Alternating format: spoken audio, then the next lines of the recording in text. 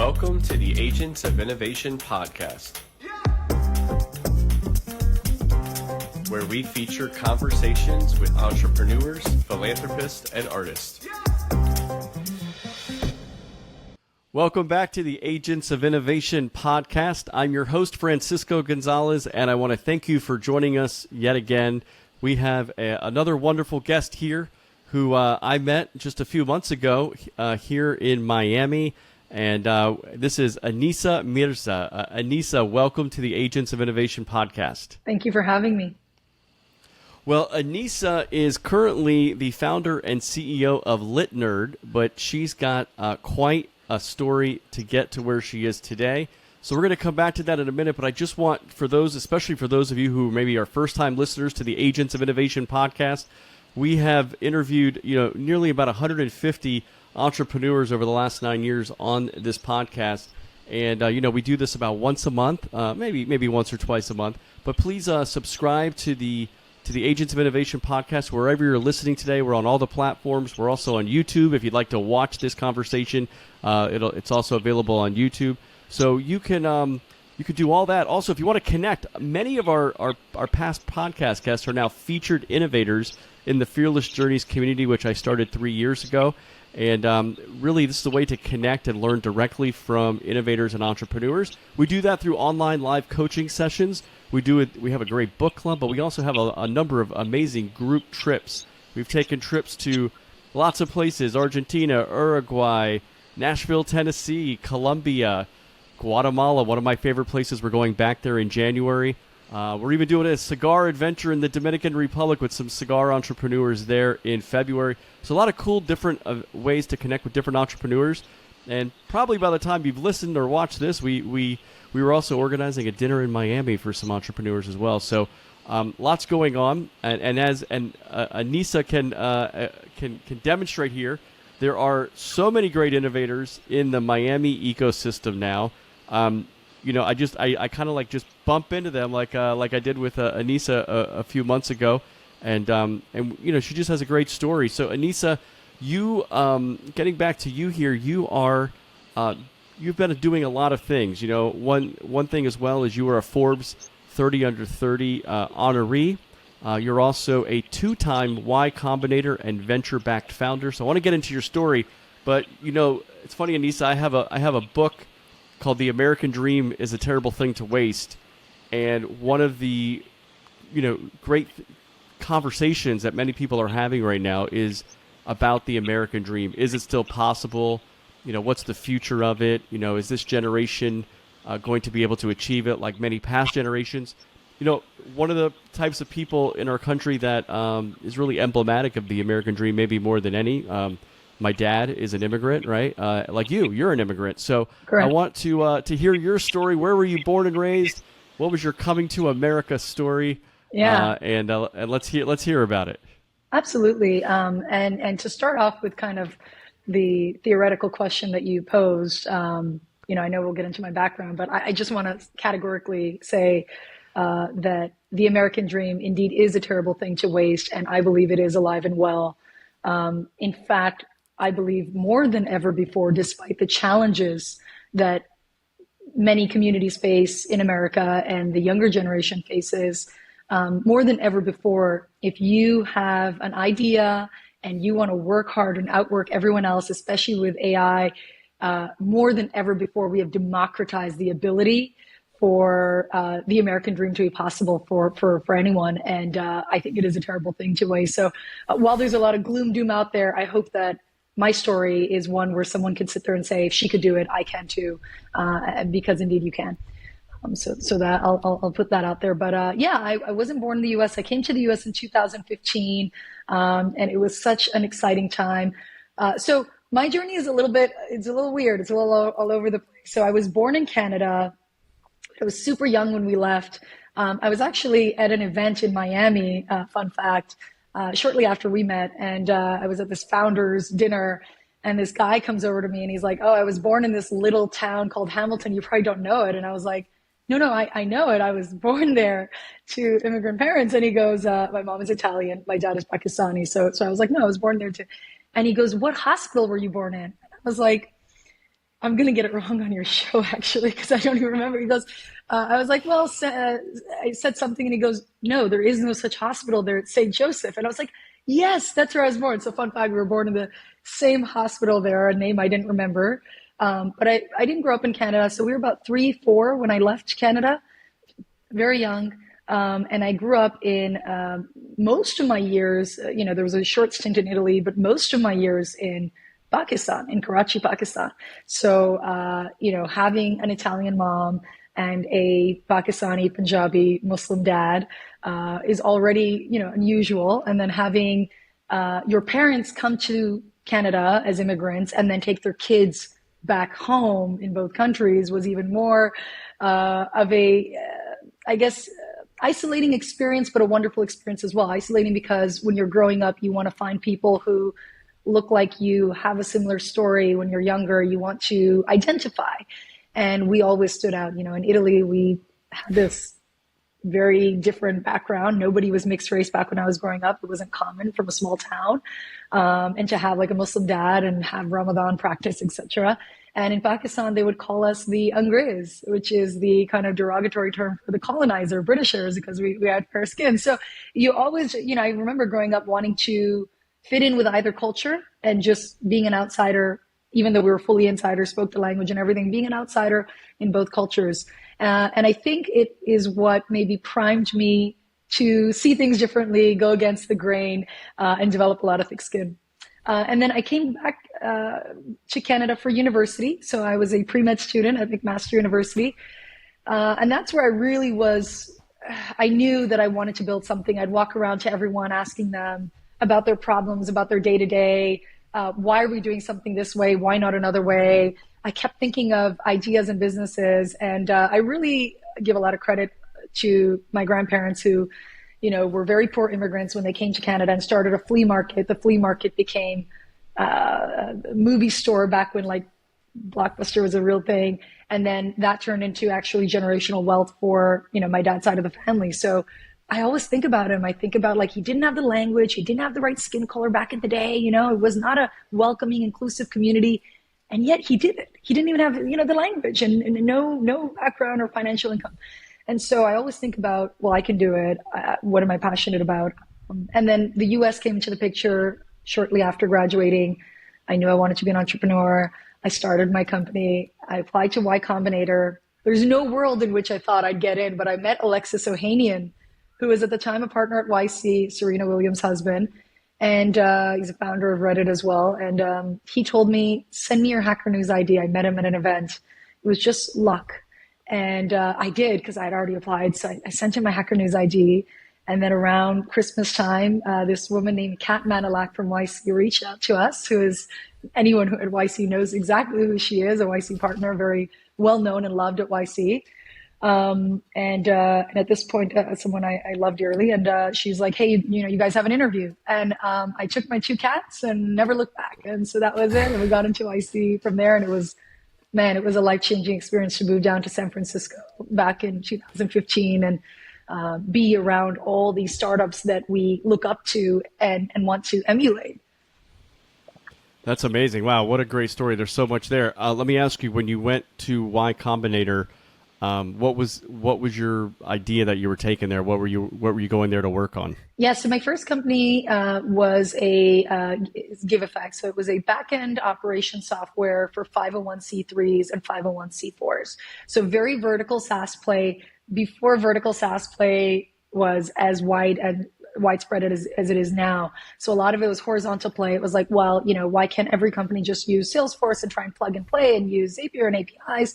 And that just wasn't applicable to the industry that a lot of government and big nonprofit entities. So think Boys and Girls Club of America, largest food banks. These are really large entities. They have, in some cases, thousands of employees, and they're doing manual data entry from a desktop into their devices or into their CRM that doesn't talk to their volunteer software, doesn't talk to their fundraising software, doesn't. So everything was fragmented. And indeed, majority of the staff at these organizations that we served were manual data entry staff. And so if we could just find a way to automate that and then plug and play and be all their front end applications, white labeled. So if you're on any major nonprofit site, many times it was powered by my company. You wouldn't see our company name. It was pure B2B backend. But yeah, so that was the first idea. And when we started off in that space and got into YC, I have to be honest, I'm a very proud founder, and I'm a very passionate founder. I completely was convinced I made a mistake. How did we get in? I had so much imposter syndrome. Being a foreign founder was hard enough. Being a female founder, I really thought, oh my God, don't tell anyone. I don't know how we got in, but they obviously, if everyone else here is so smart, I don't know how I got in, is this complex that I remember feeling at that very first. They have these weekly dinners. Think like Hogwarts dinners, like it's a big deal, these dinners. And I just felt like a complete idiot. Like there's no way that I fit in with all these really smart people. And I remember my very good friend, Andreas, my first friend that I made at YC, like going to school, he turned to me, tells me what a startup does. It's the first person I'm talking to at this dinner. You're holding back your nerves. You're all trying to sound like you know what you're talking about. Nobody knows what the hell they're talking about. And he goes, don't tell anyone, but I think they made a big mistake. I don't know how I got in. And this LATAM founder, and the moment he said that, I remember both of us just laughing because I thought that's exactly what I'm feeling, only to realize majority of the room is feeling exactly this. So it was a really beautiful kind of just calming experience to be like, oh, I'm home. That's interesting because before you went to that second part of the story there, I was going to ask you if you kind of being in a room like that, they say, did you get like something like imposter syndrome? Like I shouldn't be here. 100%. Like wait till they find me out, 100%. Absolutely. So much imposter syndrome. Yes. What can you say to somebody, maybe a young person or, whoever really, who's kind of making those first steps into a place, maybe it's a Y Combinator, maybe it's some other kind of community they're joining or something they're being part of. Like when you're feeling that anxiety or that nervousness of, man, I don't really, all these other people look like they belong here. They sound like they belong here. I don't. Like what would be a good first step? I mean, let's just say that was reality, whether it was or not, but like what would be the first step in trying to like smooth your way into a community like that? Yeah, well, the first one would be knowing that you belong in that community. You are as much a part of that community and as valuable to that community as they are to you. And if you don't feel that you are that, then find ways to be that, right? So I'd say if you're there, then it's because you belong there. So that's the number one thing I'd tell any new founder. But I guess to take a step back from that question, I think what I'd really tell the founder who's not even applying themselves to those communities to sit at those tables because they think, much like myself, well, I'm this immigrant founder. I didn't go to like Stanford or Harvard, or I'm not an engineer. My company is in like this vertical that isn't like a super mainstream vertical. I grew up like very humble, very poor background, have a cousin in jail. Like I don't belong with these like really successful people. Like, what am I doing here? How am I going to contribute to this community? And so a lot of people, I think the most dangerous thing with this concept, more dangerous than how do you feel confident once you're there? I believe a smart person will figure it out. You'll fall, you get back up and figure it out. More dangerous, I think, Francisco, is that most people will not apply to be part of those communities because they don't see themselves when they look at that community. And they will be their own biggest enemy, or they'll go on Twitter and hear all these Twitter gurus and LinkedIn influencers talking about how, for example, if we're using YC as an example, it's not an inclusive place. You won't get in. It's just for the, Ivy League male founders, repeat founders, the FANG product managers. Nothing could be farther than the truth. And those people that are out there preaching that and saying, well, you won't get ahead there, you're going to be left behind. Or people that go on communities talk about how women founders are always neglected and we're always marginalized and we get no funding. I get what they're trying to say, and I get that there's a problem. I know there's a problem, right? We need more female founders. We need minority founders. But as Michael Seibel says, to what end? Like, how does that benefit me, Francisco, if I go in the room believing that I'm not going to make it? If I went in that interview believing I'm not going to make it into YC, guess what? I'm likely not going to make it. And if you already go on Twitter, go on LinkedIn, and are sitting with a bunch of these people who are well-meaning or not, maybe statistically correct or not, kind of like this hater mentality, fulfilling prophecy of like failure breeding failure. To what end? Now you've defeated yourself. You're not even applying, and you don't believe you could get it. If you don't believe that no one's going to hold you in a higher esteem, then you hold yourself, especially if you come from a minority background. So I almost would say to those people listening, young people, stay away from that. You're special. You're a founder. You have a gift to share with the world. You are as good as everyone else getting in those rooms, if not better. Stop listening to all the statistics. You're not the statistic. You're here to beat the statistics. So just go out and apply. I love that. And I think it also just comes down to like what you kind of said. I mean, you first have to have the confidence and the belief that you belong and that 100%. and that you have something to offer. You have a gift and you're there for a reason. So I think that's great. But it all really does start with that belief, that mindset, that confidence.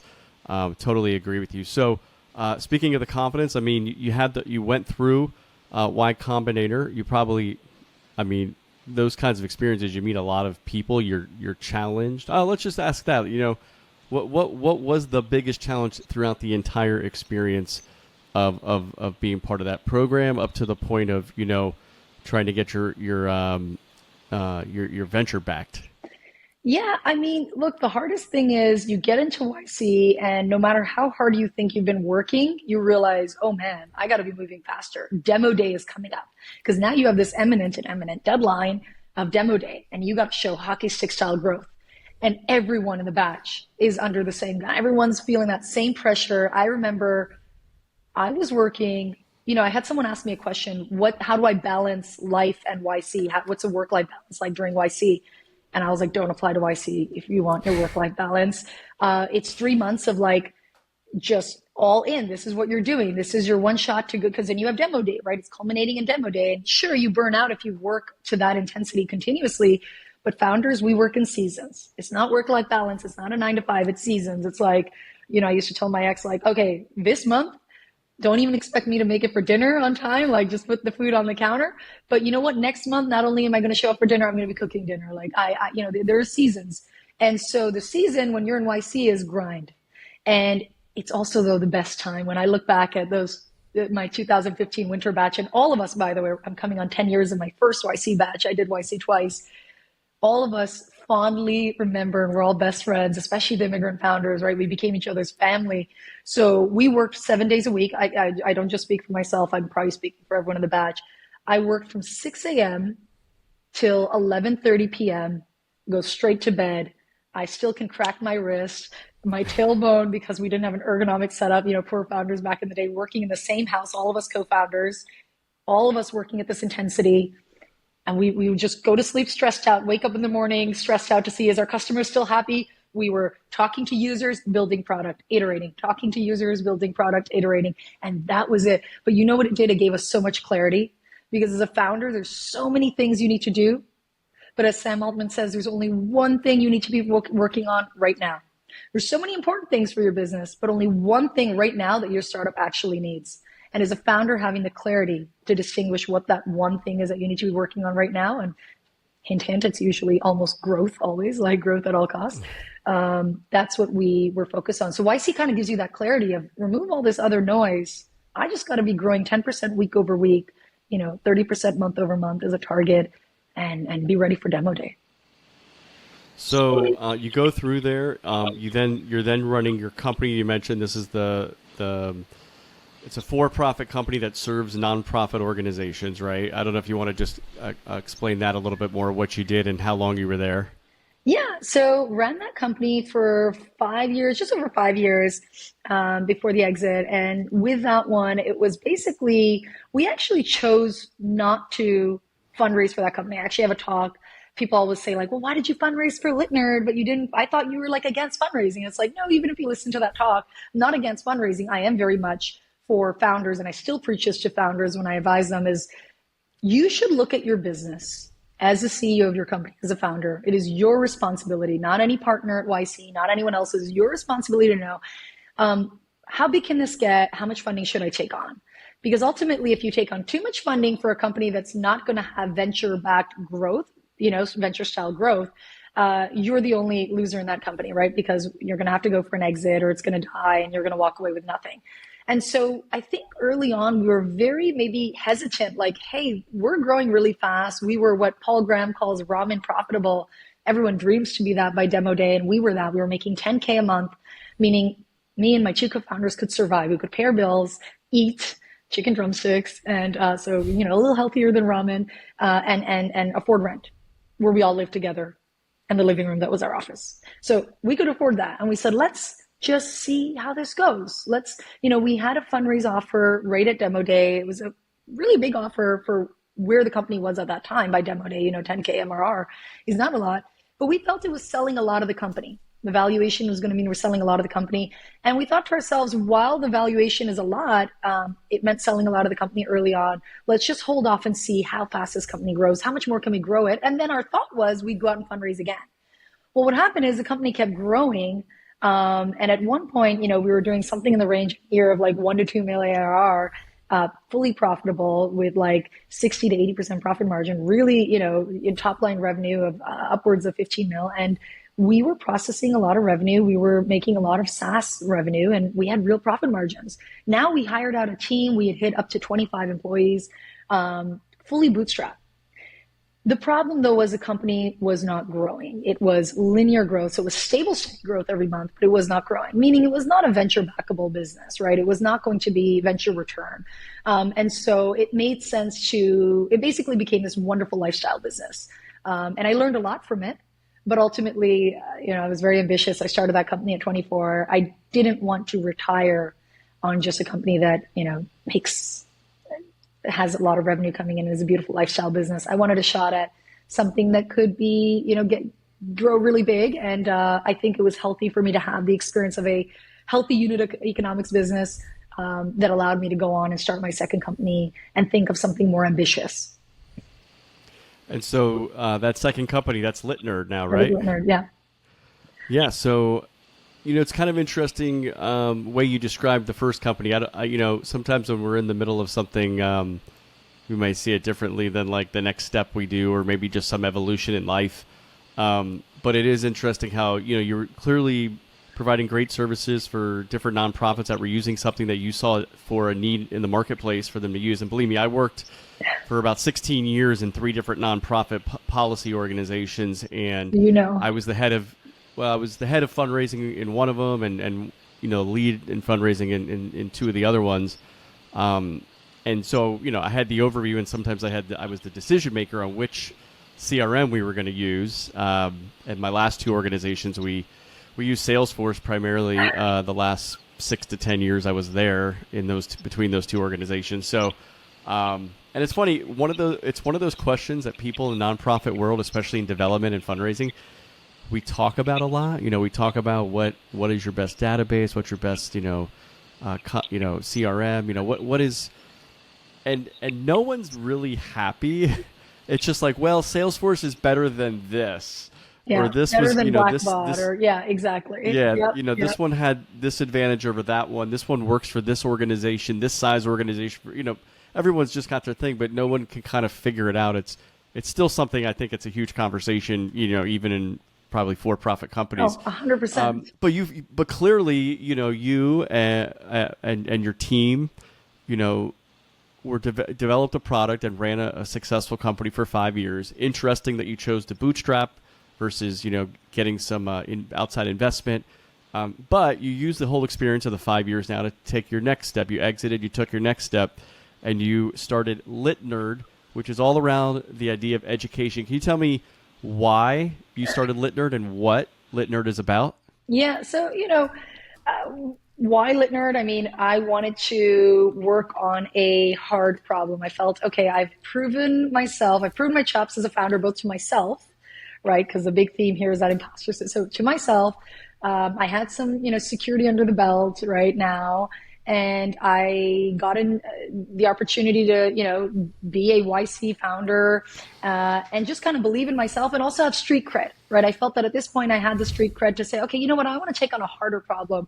I want to build something that's not just a better mousetrap than what exists. I want to think of something that is game changing, but doesn't have to play it so safe. So meaning when I set out with Litnerd, I was perfectly all right with the fact that this is a very ambitious company. I don't know how we're going to succeed on this, but I'm going to be the one to figure it out. And so that definitely was, something I was very comfortable saying at this point. And I think anyone taking on really hard challenges knows that the risk is greater than the possibility that they'll make it, but the journey is worth it. I also believe I'll succeed at it. That also is helpful at this point. But I was very comfortable when people would challenge me and say, oh, "This is really hard what you're trying to do," and I was like, "Yeah, that's what makes it very attractive."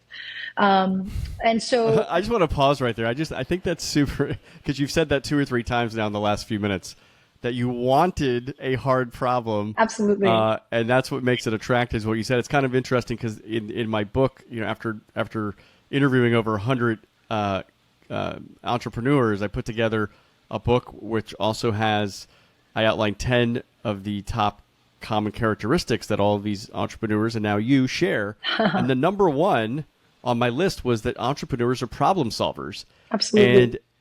And what's interesting is I've had a few founders on here who really recognize what you just recognized. Basically, entrepreneurs, a problem is an opportunity. That's the way an entrepreneur 100%. looks at a problem. Every company is a solution to somebody's problem, and you're like, not only do I want to be a solution to a problem, I want to be a solution to a hard problem, and that Yes. represents to you something really attractive. That I hope people are really paying attention to that. I think that, one thing I'll say to add to that is that really smart, really ambitious founders, and I think ambition even is more important to index on than intelligence, but really smart, really ambitious founders, if you want to talk about depression or when is Anisa not at her peak, is she not feeling happy, the last few years in my company, we were making a lot of money. Everything was stable running. Every given month, the problems were the same problems.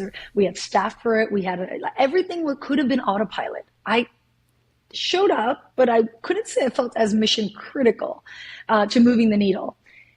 I remember being insanely unhappy because I just felt that I wasn't growing. Atrophy, we talk about it for muscles, for our body, but the brain, the atrophy for that muscle is also very real.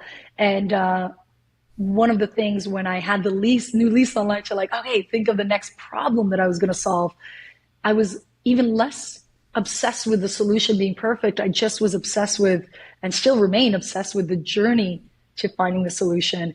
And it just was such a euphoria, just a beautiful feeling to be able to have so many I don't know, I'm going to figure it out moments all over again. It's like, I don't know, it's like when you fall in love, that feeling just when it's new love, when you start, that's exactly how I describe the feeling when you land on a problem that you feel passionate about and that you're like, I'm going to figure this out. And you're going through the journey of figuring it out, that 0 to 1 phase. Oh man, that's like for any true ambitious founder, you're going to see them in their element. Their eyes are lit up. I mean, it's an exciting time. So, yes, I totally, I cannot agree with that more. But to answer your question, what is Litnerd? So Litnerd, you can think of us as a modern day Scholastic. I wanted to find a hard problem to solve, and I couldn't find a problem that I was more passionate about or felt I could have an impact on than education. It truly is a really, really hard market to crack. But one that I feel extremely passionate about. You can obviously see a theme with me, right? I like solving problems that have a huge social impact. You're not going to see me starting a, fintech company, at least not yet. You're not going to see me doing let me build the next, AI robotics company. Not that they don't have an impact on the world. I just really love working on causes or companies that I feel have this direct, kind of altruistic side to them. And so for Litnerd, we're a modern day Scholastic. We focus on literacy, disrupting literacy for K-8, so kindergarten through grade 8. And we do this with this twist of gamifying literacy. So we really took that, everyone talks about gamification, but our entire app is a reading club app. Okay, so, we would be on a team together or as opponents. So you're always working in a team, competing against all the other teams in the Litnerd community to be the top reader of the month. Everything drops in a weekly cadence in the app. So you and I are always getting the same drop every week if we're in the same grade because we're competing. And you read a chapter of the book and now you have to answer phonics, vocabulary, comprehension questions. Or you read a chapter of the financial literacy course and now you have to answer questions. And you get Litcoin, this currency in app, every time you complete tasks. And the goal for you and I, Francisco, is to earn the most Litcoin, because Litcoin helps you go shopping in the Litnerd store. You can buy things like Lego. You can buy things like Robux to be specific. You can, and it all delivered to your house in these beautiful orange Litnerd boxes. You can go check out Litnerd unboxing videos where kids are just so proud of the things they earned. They bought that through the work they did. But the fun twist here, and this is where the hard piece comes in, we don't have any books in the app that are existing mainstream publishers. All of the IP, in fact, what I'm wearing on my shirt right now, Houdini, is from one of our books called The Witch's Viewing Ball. And so, The Wizard's Viewing Ball. I would just mix The Witch's Trial. Wizard's Viewing Ball. And all of the IP is Litnerd original IP. And the authors of these books are kids. So the very kids that are part of the Litnerd Reading Club app are the ones that get selected to contribute and become published authors in the app. And then they're fully illustrated, and everyone in the community, in the Litnerd community across schools like New York City Department of Education schools to schools across Florida and the nation are then utilizing that book. So that's what we do. We're very IP heavy, but think of us as a modern day Scholastic. That's really cool. So a few things there. First of all, I just want to say the name of your company is interesting, Litnerd. Because if you go back, like I grew up in the 80s and 90s in school, and, I think the coolest thing about nerds was the candy, but there was the whole, remember there was the movie, like the Nerds or whatever. So like a nerd is not something that most people will like aspire to be. Like you want to be like the athlete, the star quarterback, like whatever. Right. You don't want to be the nerd, but it's interesting that you leaned in here to that word, Litnerd, and also you're clearly a nerd if you're into literacy, right? And by the way, there's stereotypes in some communities for young people not to be reading and not to be literate and things like, which is kind of crazy. Right. But I mean, there is kind of peer pressure if you're the smart person in the community or in your group of friends. So this seems to be like interesting, but also I love. Well, then you're teaching them financial literacy through the use of your own internal monetary yes. device here, Litcoin. So, some people might be, it sounds a lot like Bitcoin, but it's got the no connection, but yes. Yeah, no connection, but it's just kind of interesting that the students are earning Litcoin for completing tasks. And then the Litcoin, it can't be used out in the other world, right? Because nobody takes Litcoin other than in the internal Litnerd community. Correct. So then you're in a sense, it's very insular and circular to your community. But also, I just think it's amazing that you have this opportunity for kids who are just learning to read, basically, to now author books. By the way, hold on just 1 second. Oh. I grew up playing junior tennis, and I must have had over 100 tennis trophies, but with all the tournaments over the years. But there's, over the past number of years, I've gotten rid of a lot of the trophies that I was holding on to for so long. Because, you earn these things. There was a lot of blood, sweat, and sometimes tears. But there was one trophy I did not get rid of. Well, there's a few, but this is one. And this was my Nova Middle. I think this was like, middle school, 6th, 7th grade. I won the 1991 Literary Fair first place short story. That's amazing. If Litnerd was around then, I think I would have been a published author in middle school. You would have been a published author, 100%. And you get paid out for your work in Litcoin. And, as you mentioned very astutely, Litcoin isn't a tradable fiat outside of the app, sure. But you can go trade your Litcoin for $50 Amazon gift cards. So, think of it as it is a currency, and that currency can be traded for toys, for gift cards, for Visa, cash gift cards. So you really can, or Robux, how meta is this that you trade your Litcoin for Robux, which is Roblox dollars that you can use in apps. So that's the biggest conversion. And it's a full dollar to Litcoin conversion. You can map out where you get the most value. We really made this very much like an economy. But, I want to say two things to what you mentioned, because I think it's really important for the listeners. So beyond who we are, we went from 300 to 16,000 paid users in the app, K through 8, in the last school year. We had this phenomenal growth, and our community is a very active community. But what's important to note about this community, Francisco, is that these are not kids that self-identified as readers. In fact, if you go to the Litnerd community, or if you look at some of those YouTubes, most of the kids on there will talk about, there's very few. We have a subset that are these avid readers that are reading like a book a day. You know, we put them in one group. Actually, they're a team. Most of the kids come from schools that are Title I schools, kids that grew up like I would have, very humble, lower socioeconomic background. And the thing about reading, Francisco, is that if you have immigrant parents who can't read to you because of language barrier or because they're working 2-3 jobs, you don't grow up in a household where you see reading. Or if you grew up in a lower socioeconomic household, as studies show, you don't even have access to age-appropriate books. And like any habit, reading is also a habit, and you have to cultivate that habit. And if you don't see anyone reading, even to themselves, adults reading for themselves, you don't develop the habit of reading. When you're younger, you learn to read. But once you hit grade 5, 6, you need to read in order to learn. If you can't read, you can't solve that math problem, Francisco. You can't go through history. You can't do, you need to read in order to learn once you get into older grades. So the real crisis with the fact that 60% of kids are in grade 4 reading at a grade 1 lexile level isn't that, oh no, we're not developing book nerds. It's that these kids are failing and dropping out of middle school at higher numbers. And the cycle of poverty, if you're coming from that socioeconomic background that I spoke of, only continues now, right? Because if you come from a family where, okay, your parents are like, oh no, you're not doing well. Well, little Anisa isn't reading well. Let me go get a tutor. Let me make sure she has after school support. Cool, you'll be fine maybe in life. But for those of us who don't have that and can't rely on our parents, we have to make it, right? We have to succeed at these tests. And if we're failing the state ELA exam, we're not getting into or we're dropping out of middle school, we're not getting into college, the cycle of systemic poverty continues. Majority of the kids, the reason I'm most proud about the work of Litnerd is these are kids that were self-identified as, they would say, I hate reading. Title I schools, lower socioeconomic backgrounds, because you can imagine those are the principals that were like, sign me up. I don't know if this thing works, but we'll give it a try, right? So those were my lowest hanging fruit, the easiest customers to give us a shot. And we had outsized performance. We 4x improved the pass rate of these kids that before Litnerd read less than 5 minutes a day.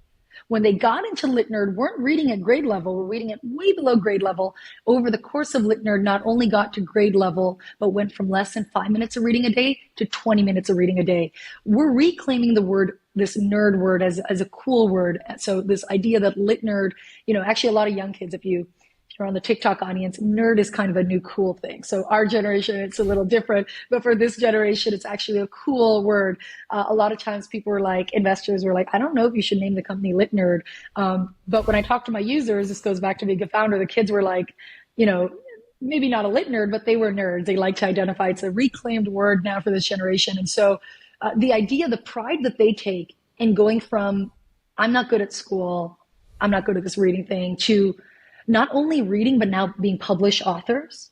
You have to see that. I mean, I will never feel like a bigger rock star than when I walk in at the assembly of a school that won the championship of that month's tournament and just seeing the pride that those kids feel.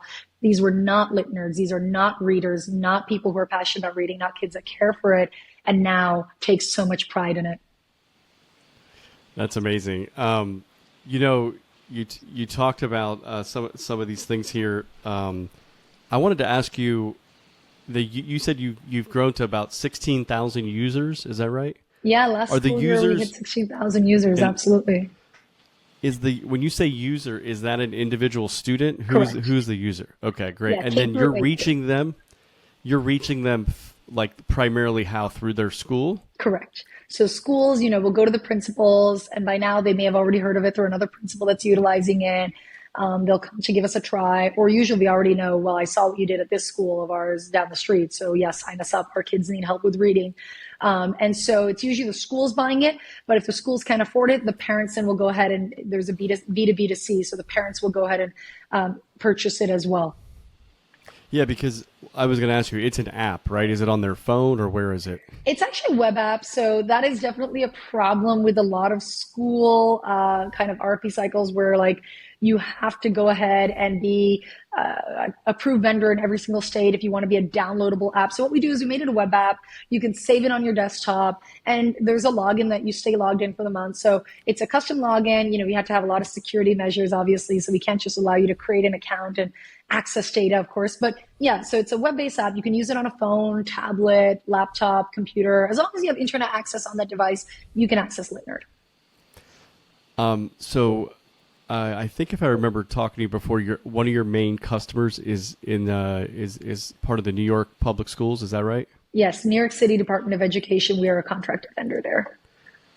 And so other school districts, assuming local school districts, state school systems, I guess, could also partner with you. So if someone is listening to this, maybe my friend Manny Diaz, the Commissioner of Education of Florida, or whoever else, I'm just calling people out. I don't know who are the actual decision makers in these things, but that's a possibility. But also, I'm thinking of the probably millions, I don't know, at least hundreds of thousands of parents who have chosen to homeschool their children. Absolutely. That this would probably be really great for homeschool students. Absolutely. Is there some outreach for that you have found? I don't know if you have any. We actually had experimented recently with a B2C kind of play where we would go direct to parents outside of, a school and just see how that works.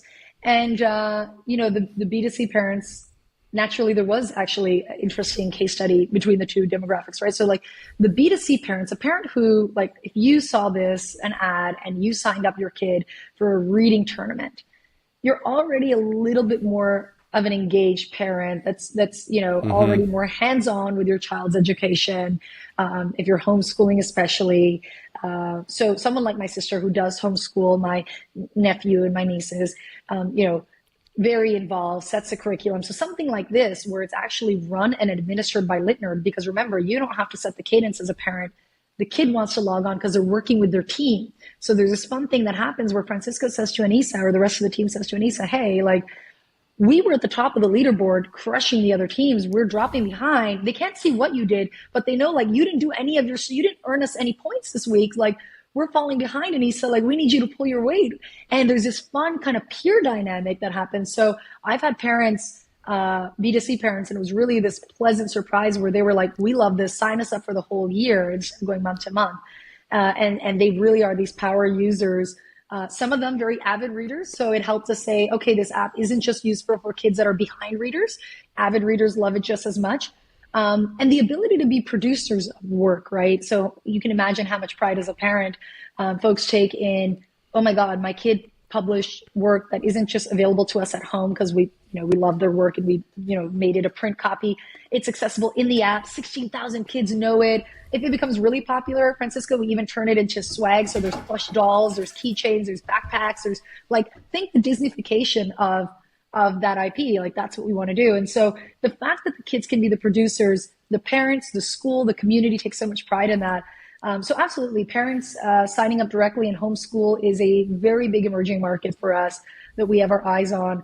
But also we partner strategically with brands that also want to make an impact on literacy and allow kids to envision what the next toy would look like this new toy car. What should that look like? Brands are really eager to build from the community, from the ground up with kids. And we're doing that in a really strategic way where we're allowing kids to have a voice on what these new toys look like. So maybe it's a book where they're envisioning, the next Batman. I like to say, my tagline is, imagine a world where the next Batman was written by a kid. Imagine that world. And that is very possible. And we're really empowering the next gen creators through our reading and writing club. And I love that it's coming from kids that oftentimes would be overlooked for this. So it kind of fulfills maybe something that I'm longing for. And, little Anisa, when I think about back in the day growing up, having something like this for me would have been as critical. And I know I would have taken a lot of pride in it as well. Yeah, no, it's really great. And it's going to have a great good for so many young people. I can imagine that 16,000 users is actually just. I think you're going to look back in a few years, and it's going to be like that's going to look very small. That's what I feel like. Absolutely, that is the goal. Yeah. So the other thing, just thinking about your toy product type thing, right? Or just any, it almost feels like maybe the next step, with the author idea is some of these kids might be able to apply for a patent or something, Well, yeah. So the interesting thing that we ask ourselves is like, well, kids would be part owners of IP. We have this book called Silicon Heroes, and it's a graphic novel, comic book style. It's performed really well. We ask our kids, because we have a weekly live meetup. So we talk to our kids in the app, and they all get to talk to each other on this weekly live that's moderated by Litnerd host, and you come on and we cheer on the top teams. Think like a sports network, right? A lot of smack talk goes down in a healthy way. We talk about the top teams. We talk about who's crushing it. We talk about books that are dropping this week. We brush up on phonic awareness and phonics. It's on a Saturday. You'd be surprised how active our community is, willingly coming out on a Saturday, dropping whatever they were doing on Roblox, and coming on here on that weekend. So first of all, that in itself, hearing from our community live beyond in the chat is super powerful. And maybe my favorite piece of building, right? I just love, kids hold you, I think we talked about this offline once, like, kids hold you accountable. We had authors on of that book, and kids were like, "I really love this book. This is so great," and asking the author questions. And then there was one kid who was just like, not gonna lie, I didn't like the book. I just was like, "Oh my god, this is so." But kids are just we moderate, we keep the community healthy and positive. But we allow them to really share their feelings and voices. We allow them to crowdsource sometimes the ending of a book while it's being worked on. So we feature really great work while it's being written, and we allow the authors to even crowdsource like, what ending should Squirrelykins have? And to your point, yeah, there is a lot of IP that in the future will have a patent play on this, but a lot of our kids are also future business creators. The book Silicon Heroes is about entrepreneurship. And in this book, everyone has superpowers except for the one hero of the day who uses entrepreneurship and problem solving to solve the day. And he's true superpower. Right. He's the ordinary kid that doesn't have superpowers in his community. Everyone does, but he doesn't. And so one thing we did as a part of that is we said, okay, hey, we focus on literacy, but like, what if we use our fiction books and have different themes? Like financial literacy is a very important theme. We can use fiction books to teach concepts like financial literacy and partner with banks or credit unions to really bring this and roll it out to a lot of kids across the US and hopefully later internationally as well. And we also looked at entrepreneurship. So we've talked to even, I won't name names, but of course, like places that I come from where I got my entrepreneurship start, but to say, look, let's work with these kids, really have great ideas. They're contributing really great IP, but they also have great business ideas. And how can we, like my North Star here is, how can we have your Litcoin contribute to your college tuition fund down the road? Beyond being something you can use in the Litcoin store. And I don't have the answer to that yet, Francisco, but I promise you we're going to figure it out. I want to make sure that kids who are ambitious, who don't come from any background of having family or generational wealth, have the same opportunities, if not more. And I want their Litcoin, that meritocracy of you contributed content, you were reading in the app, you did really well at your academics, and here you go, you have a full scholarship now, or your college is now paid for you. That's one big North Star for me that I hope to give back to the community as well. Yeah, that's great. I'm just thinking, like, for example, the state of Florida has a Florida prepaid college program, right? And, the idea there is if parents from the time the kids, 5 or whatever, right, start paying, they're going to lock in the rate right now rather than the rate in, 12 years from now when they're graduating high school. But also, it's going to be paid. Like, they're not going to have to worry about debt and things like that. I imagine maybe if, say, like the Department of Education in Florida, is just an example, were to connect those dots with something like Litcoin, and maybe start letting the kids bank for their own college education as well. That could always be, be something. Absolutely. And then, hey, if they get a scholarship or they don't need college or whatever down the road, you get it refunded, just like the Florida prepaid, I think, has something similar like that. So there's a lot of options, but what I really like what you've done here to get literally, you're telling me on a Saturday morning, a bunch of lit nerds are getting together for a conversation, and they're talking, but you've really gamified it because you've tapped into kids love games. They, everybody thrives off competition, right? That's why, my niece and nephew, they're out there playing soccer Yep. every Saturday morning, right? I mean, I was doing the same thing at their Yep. age, and but nowadays, kids are online a lot virtually, and why not channel the virtual reality game or whatever they're playing with some kid in Korea? Why don't you channel that to competing or with other classrooms 100%. in terms of getting them reading and learning financial literacy and all these things. I think you're early on to something. This is clearly like a great next step in your own evolution as a builder, as a founder, but doing it to immense social good through education. I was thinking about something you said earlier. I believe it was when your father was in Pakistan. I think it was when you guys went there and you were talking about in the flea markets. I don't know if that My was Pakistan or Italy. Yeah, my grandfather. Grandfather, and the challenges he had not knowing the language, not just not knowing the system, kind of being a little bit like an outsider, like you were an outsider going to Silicon Valley. Absolutely. For the Y Combinator. But I listen to the Mike Rowe podcast a lot. Huge fan of his. He would probably love this, by the way. And he has cited Larry Ellison a lot from Oracle. It's kind of like embedded this thought into my head a little bit because I've heard him talk about it so much.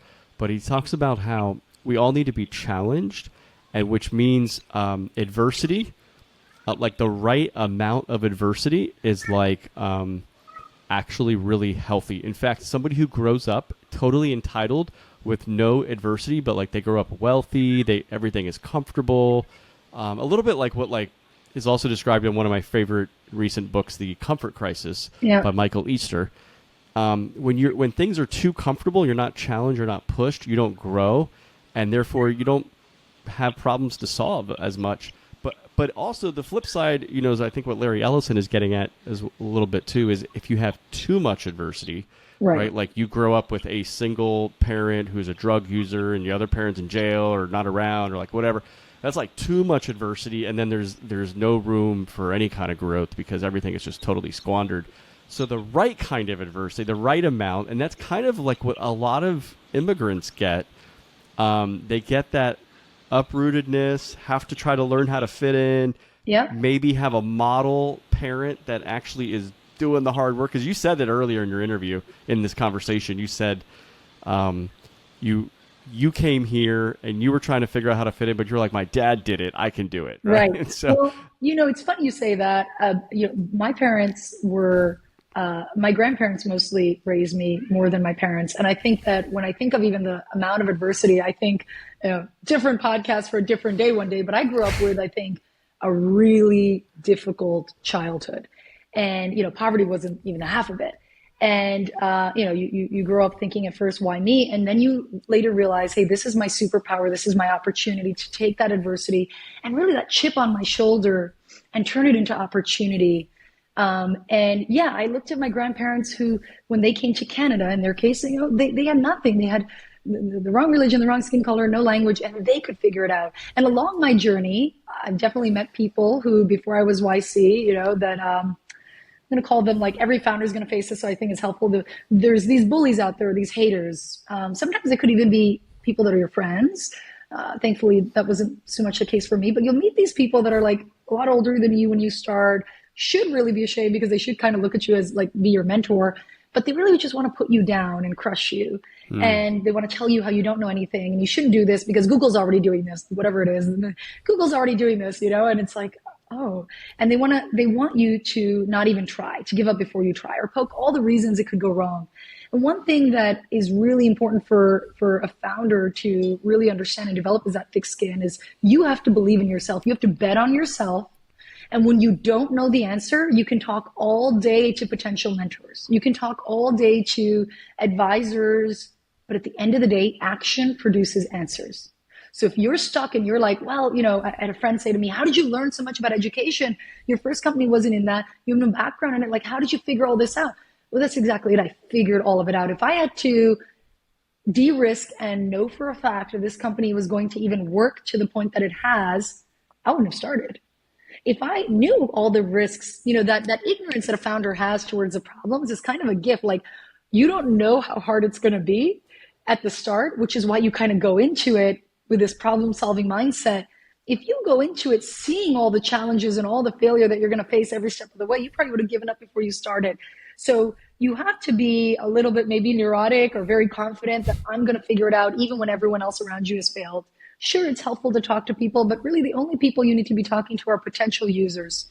And for me, that's the kids, right? So yes, we sell to principals and parents, but my main audience, when I talk to my whole team, we serve kids. If the kids do not think we are cool, Francisco, if our game is not as cool as playing Roblox to them, if Litcoin doesn't help you redeem things in the Litnerd store that kids actually want, on the weekly live, we actually do a live shopping spree sometimes where we ask the kids, like, do you want this in the Litnerd store? Do you want this? Like, if they're not excited to read, this is their store and we are serving them. And if the books that are getting out there, they don't see themselves in the books that we create, they're not going to read. They're not going to care about this app. And it's just going to be like every other ed tech company that like is winning some award, but no kid knows their name and no one's really using it. I was obsessed with being the product that kids proudly say, yo, I'm on Litnerd and this is how much Litcoin I have. I think of, I'll stop here and say there's one of my earliest, like most avid users, there's many of them, and I hope they don't get mad because I'll single out one, but I think of Grace, who's a member of the Litnerd community, and her school has been one of the early adopters. And there's Treasure there as well, and there's a bunch of others. But Grace in particular, she kind of came on the weekly live one day, and she was like, "Hey, Ensign as well. Sorry if you guys are listening. I'm so scared now that I started naming people, and I'm not going to name everyone. But the kids would say like, by the way, new members of the community, we're OG Litnerd, all on their own in the chat. They're like, we're OG Litnerd. So if you have questions, you don't have to interrupt the moderators, like the Litnerd staff. You can ask us as well. And I never like to miss Litnerd community lives. And if I ever do, they'll say like, where was Anisa? It's like the team has to say like, she's fundraising and she was in San Francisco. That's why she missed it. But, we don't miss, and the community holds us accountable. So we do not forget who we serve. We serve kids. But when you go out there to solve hard problems or any problem, you're going to have most people tell you it can't be done. You got to bet on yourself. And sure, it helps to see anyone that could be a role model. It doesn't have to be your grandparent. It could be anyone else. And that's why I think what you're doing with your podcast is so wonderful, because I hope that with the time we've spent together, if there's even one founder who's like, oh, shoot, if she could do it, I can too. That's the message that I hope. We need brave founders. We need people who don't even think they're founders to take that bet and solve problems, solve hard problems. And not be afraid of failure. The world needs you. And, especially in these next 3 years, there's so much change coming. We need more founders than ever before. So I hope that anyone watching this will take that message away that, bet on yourself, that chip on your shoulder, use it as your superpower and just go out and win. Yeah, I love it. And I really love, because you mentioned this phrase a few times too, that you have to develop thick skin. You developed that as a young person, it seemed. I always, when I look back at a lot of the stories of different founders and entrepreneurs, it seems like just like the formative experiences that you have in your life are things that really then transpire later into what you're doing now. And but developing that thick skin, I think, is very important, because like you said, there's going to be a lot of haters. There's going to be a lot of people that just say it's, someone else is doing that, or you can't do it, or it's going to be like a self-fulfilling thing. You're going to believe that you can't do it. You're going to be absolutely, not have the confidence. But it's interesting because you also use the phrase, you have to bet on yourself. I had a couple years ago on this podcast a Major League Soccer player named Chris Mueller, and he has since I had him on 4 years ago, he actually wrote a book, and the book is called Bet on Yourself.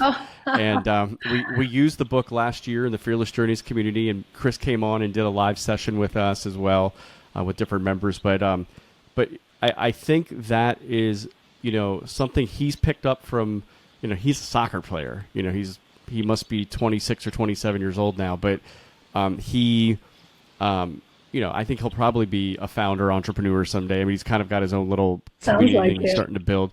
But he's read about, he's read James Clear, Atomic Habits.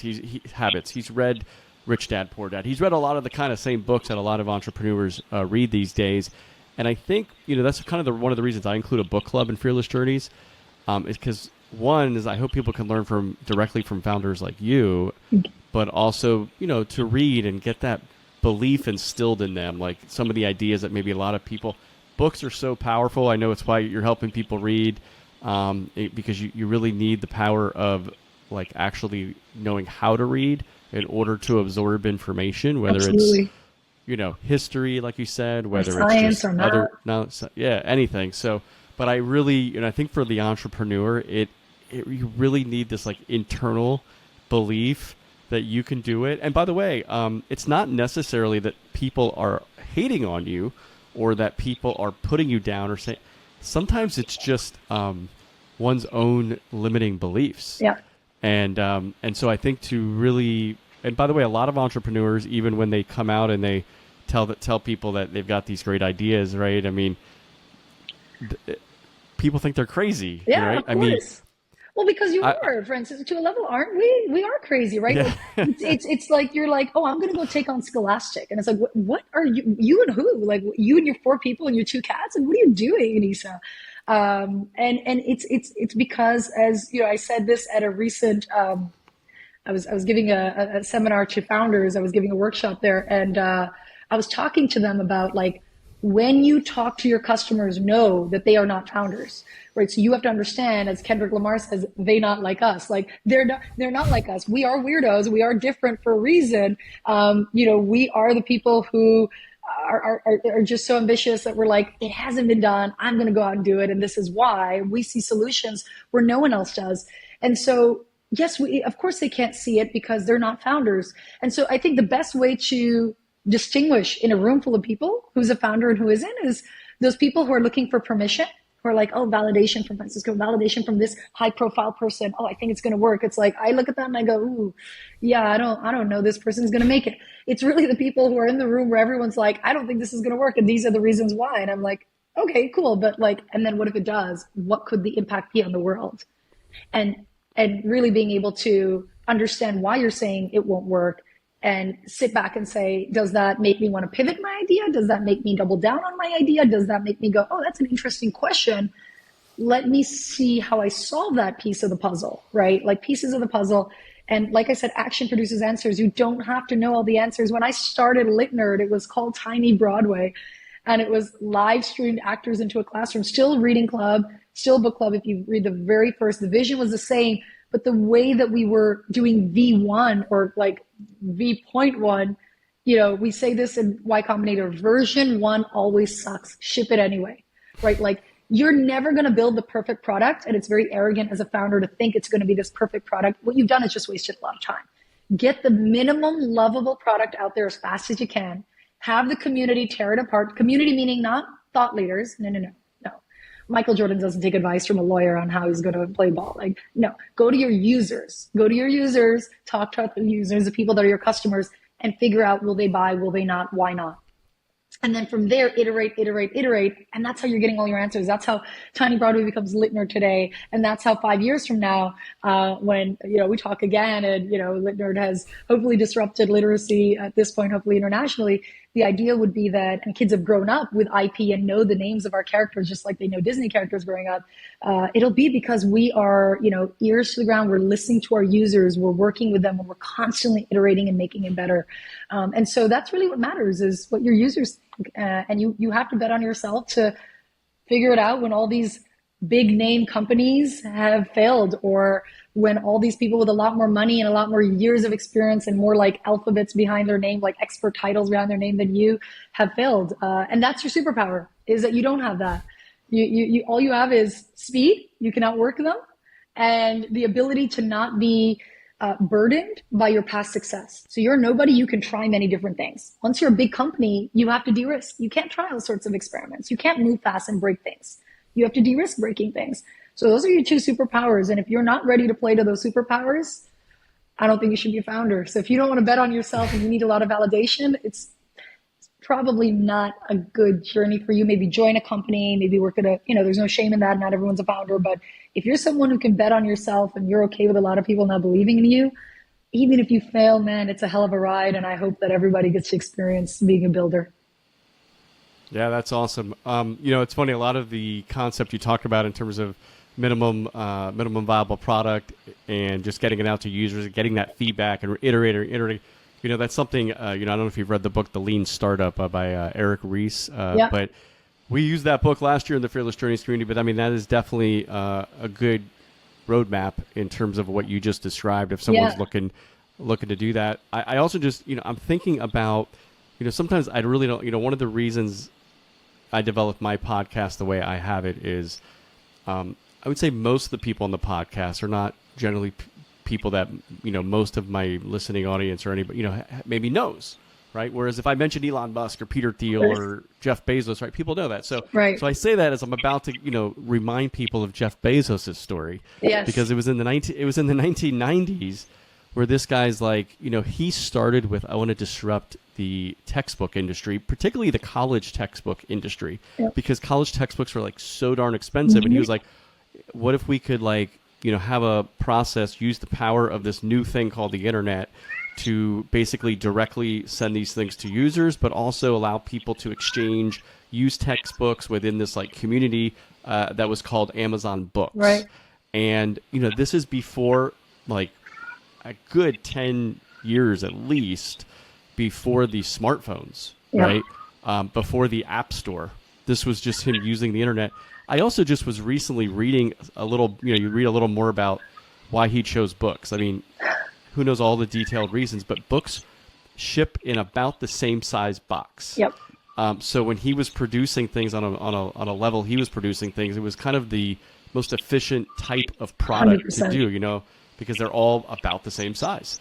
And so very, very interesting. But his people at that time told him he was crazy. He was never going to disrupt the textbook market, much less the publishing industry. Well, my book was published through Amazon. Like 90% of books are Yeah. now. It's primarily, that's where people buy it. And it's so Amazon has disrupted all of retail, whether we like it or not. And this guy is, give or take whatever week it is, he might be the richest man on the planet. Correct. I was telling I was teaching a class in Guatemala to some college students a couple years ago, and we were talking about this story. And when we go back to the power of the American dream, I was telling my students, do you think in, say, 1990 or 1995, or even in the year 2000, whenever Jeff Bezos was starting to get some success, do you think this man ever thought he would build his own space company, much less propel himself into space? Right. I mean, I think this is just the power of what the entrepreneur can do, and kind of where people can go from point A to point B. I think it's important that that we also remember that the reason that it matters a lot that we encourage people to remember that this entrepreneurial dream, this American dream, or really this international dream, that you can become the next Jeff Bezos, that you can become the next Elon Musk.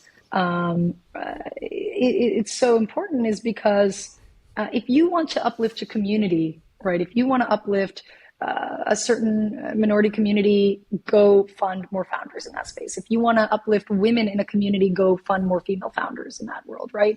And that's how we uplift communities. That's how we uplift the economy. We don't need workshops and seminars for them. We don't need just go fund founders in that vertical that you are trying to uplift.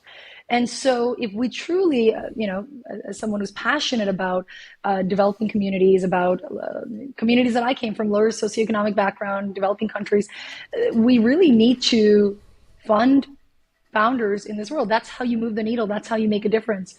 And so I think more than ever before, we need bold founders, and we need funders that understand, let me go take a bet on this person, write them a check, and get out of their way. Right, that's what you need to do. Let them figure it out, because action produces answers. If you hopefully funded a smart founder, they will figure it out. And just when you gave the example of Bezos, really the most important point there, if you are a founder listening to this, is when I talk to young founders, and I fell victim of this many times, right? It's so hard to say no. It's so easy to be like, oh, but my product does this, but it could also do that and that and that and that, and it can be everything to everyone. And it's like Peter Thiel says this, but every successful founder would say this is, actually pick the smallest focused problem of that market. And even when you think you pick something small enough, you haven't, go even smaller, right? So like Bezos, I'm sure had many people saying, why just books? Why not this also? Why not that? And the discipline that it would have to take to have focus, focus, focus, because just being successful in that small subset of a vertical is so hard, Francisco, that like to actually go ahead and add on many other areas that you're now getting distracted is a disaster waiting to happen. So focus is just such a big part of that entrepreneurial journey. And, Zero to One still remains one of my most favorite books for founders. And then the second piece I'd say is Paul Graham's essays. They're not books, they're essays. They're accessible to anyone. Every aspiring founder should be reading PG's essays. Paul Graham's essays are public, they're out there. And then finally, I hope Brian Chesky will soon have a book out for founders, because good Lord, everything that he's having his moment right now, right? From he was at YC giving a founder mode talk, but every time I hear this man speak, I think, oh God, he said everything he could teach us, and then he shares something else, and we're like, wow. So if he ever, hopefully if he ever has a book come out, you should read it, because for now, just listen to any interview of his. He's so on the money. That's great. Well, as we're doing this conversation here, the Fearless Journeys community, the book for October and November has been, September and October has been Peter Thiel, 0 to 1. Oh, great. So it's just I read it almost 10 years ago when it came out, but rereading it now, it's almost like reading it totally new again. And so that's been the big push there. Really go niche, but also his push is for people to do what you said that you wanted to do, solve really big problems. We all complain about problems in the world, whatever it is, whether it's social problems or whatever else. But these things can be tackled, and they're going to be tackled, and they're going to be solved by entrepreneurs. So, Anisa, we are just grateful for your time sharing what you have with us here. I know you also do a lot of speaking engagements. I saw on YouTube. You spoke in one of my favorite places in Bogota, Colombia, and so to a conference there, and that was amazing. But I know you're all over the place, and so for people who want to maybe follow you and also get in, learn more about Litnerd, where can they go? Yeah, so I love hearing from users. So if anyone listening to this wants to reach out, wants to ask questions, first of all, I'm active on Twitter. So at the Anisa Mirza is my handle. You can put that in there. I'm on LinkedIn. I do check my Twitter DMs more than my LinkedIn ones, but I try to check both. And then of course, if you go to litnerd.com, you can absolutely check out more of our work there, especially if you're a potential partner brand that wants to help schools roll this out and have a wider impact on subjects like financial literacy, entrepreneurship, et cetera, beyond just literacy. So we'd love to hear from you. We're working through that. And then finally, hopefully, whenever my book is out, it's a different end of the journey, but I'm working through right now, authoring my book on, Enter the Exit, the founder's guide to micro and mini exits. So how to sell your company if and when that time comes. I think that's another piece of the puzzle that there just isn't a lot of information on, especially when it comes to 0 to 10 million micro or 10 to 100 million mini exits. So I'm currently interviewing over 100 Y Combinator back founders that did their exits, over 80 M&A folks from large Fortune 500s all the way down to smaller, maybe more boutique companies, PE firms, M&A lawyers, iBankers, you name it. So that founders have this really kind of like the Bible of like, okay, this is how you do your outreach, or this is the myths that exist. So it's going to be interview style as well as like step by step from the emails all the way to what's in the data room to how to have the meetings, what to do at an LOI, when to engage a lawyer, and anonymous addendum on what a company sold for and what the founder actually made. I think there isn't data on that, and I think it's really valuable information for people to really sit back and say as a founder, interesting, that exit was a bigger number, but the founder actually walked away with less than if they had sold it.